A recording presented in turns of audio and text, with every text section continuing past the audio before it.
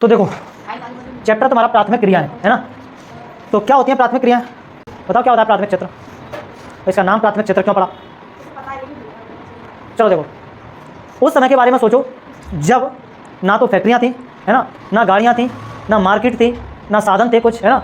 लोग क्या करते थे, जंगलों में रहते थे, वहीं से फल प्राप्त करते थे है ना, और समुद्रों से मछलियां पकड़ते थे और इस तरह से अपना जीवन यापन करते थे। लेकिन धीरे धीरे आगे चल करके उसको समझ में आया कि कहीं अगर बीज बो दो है ना तो उससे क्या उगाते हैं, पेड़ उगाते हैं। क्या उगाते हैं, पेड़। तो उन लोगों ने क्या करना शुरू किया, धीरे धीरे पहले फिर उन्होंने बीज बोना शुरू किया है ना। तो सबसे पहला काम ही उनका यही था, जो आर्किटेक्ट हुआ करते थे, घूमते रहते थे है ना, इधर उधर भटकते रहते थे खाने की तलाश में। उन्होंने सबसे पहला काम किया था क्या, बीज बो करके पेड़ उगाने का। इसीलिए इसको कहा गया क्या, प्राथमिक क्रिया। क्या कहा गया, प्राथमिक क्रियाएं। यहाँ आएंगे और भी आता है तुम्हारा सेकेंडरी सेक्टर और एक होता है टर्सरी सेक्टर है ना। जैसे मान लो आप लोगों ने आलू उगाया खेत में, ठीक है, आलू उगाया तो आलू आप उगा रहे हो तो वो काम कहाँ पर कर रहे हो आप, प्राथमिक क्षेत्र के अंदर है ना। अब आप वहाँ से आलू को फैक्ट्री तक लेकर के जाओगे है ना, तो ये काम कहलाएगा तुम्हारा। अब आलू फैक्ट्री में पहुँच गया, ठीक है।